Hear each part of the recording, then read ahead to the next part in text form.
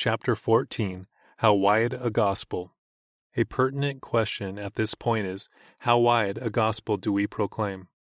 Is indeed the good news for all of life? Is it customary for scholars, both Christian and non-Christian, to respond to this question with a nostalgic look at the unified worldview of the Middle Ages? That the Middle Ages, to a more limited extent, however, than usually realized, did possess a unified worldview can be granted without altering the fact that such a unity can have little good news or gospel to it. By making the vision of God and the contemplative life the highest aim of life, by emphasizing the spiritual as godly and withdrawal from the world as holy, the Middle Ages, in a sense, surrendered the world to the devil.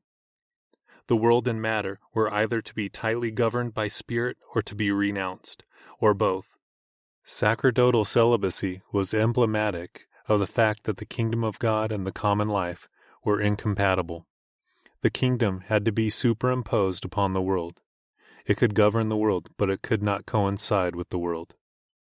The Reformation doctrines of justification by faith, the priesthood of all believers, and the Christian calling and vocation made possible the potential coincidence of the kingdom and the world as a historical objective, not, of course, to be fully realized in this life, but to be approximated, and the proper goal of historical activity. Thus the Reformation was liberation and the promise of life, but a promise thus far unrealized. Why this failure? Even as Roman Catholicism has historically absorbed local deities at times as saints, and absorbed local goddesses into the image of the Madonna, so Protestantism has followed a similar policy with regard to secularism. It has tried to make the world over into the kingdom by baptizing paganism and secularism, by sprinkling a few drops of approval and benediction over the heads of alien philosophies and presuppositions. It has operated on the principle of common ground rather than reconquered ground. It has borrowed its doctrines of education from the world, its political theory from the state, its concept of the law from Phariseeism, secularism, and Thomism. In the early 1930s, some New Deal economists asserted that the road to prosperity and wealth was through unlimited spending and debt. Similar reasoning seems to prevail in many Christian circles. The more we allow the world to prevail in the church, the stronger the church. The more we throw away our Christian presuppositions, the more strong our Christian strength and appeal, ostensibly. The gospel, apparently, is not big enough or wide enough to meet the world in its own strength. It must borrow Saul's armor. But as Van Til asserts, it is quite impossible to challenge the modern man with the gospel of Christ, unless this gospel of Christ be set in its widest possible setting. It is not our function to cater to modern man, but to challenge him, not to confirm or baptize him in his ways, but to convert him to the whole counsel of God. There is too little good news in much gospel preaching of today.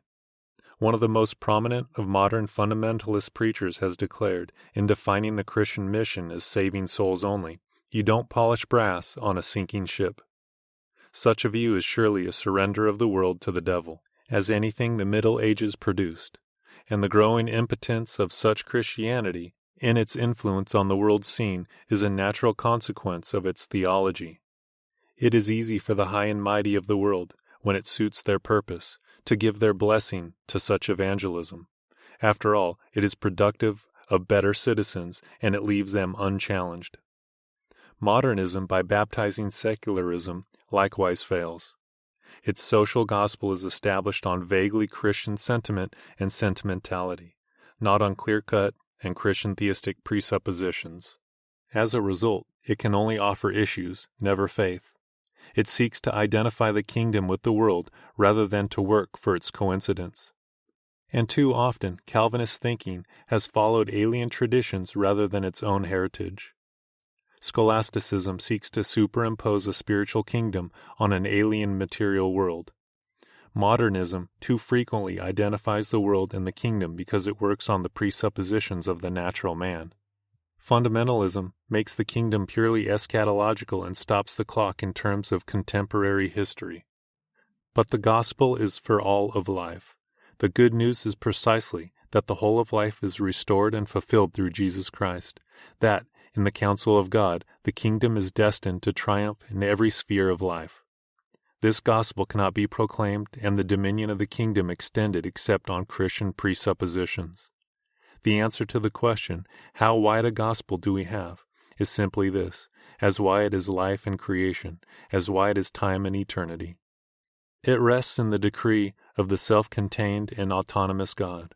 It is a faith grounded on a truly systematic theology. The purpose of Van Til's work is precisely to set the gospel of Christ in its widest possible setting. The Church will prosper in terms of such a theology, one in which we can speak of the triumph of God and the whole counsel of God. In such a theology is our strength and peace, for, as Calvin observed long ago, our security and God's omnipotence are equal, the former not being less than the latter.